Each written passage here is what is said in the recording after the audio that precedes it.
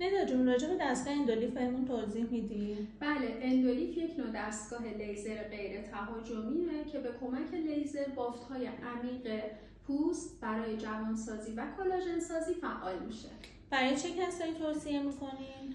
برای سنین 30 تا 50 سال توصیه میکنیم، برای کسایی که چین و چروک‌های سطحی دارن، برای کسانی که افتادگی کنار لب یا همون سگینگ دارن، برای کسایی که خط غم و اندوه یا همون ماریونت دارن و جای جوش و جای زخم دارن توصیه میشه.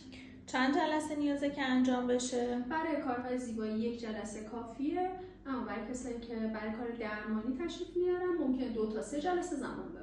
و اینکه دوره نقاهتش دوره نقاهت خاصی نداره و فقط باید تا 3 ماه بعد از اندولیف حتما قرص‌های کلاژن هر روز مصرف کنید و کرم ضد آفتاب بزنید. به چه روشی انجام میشه؟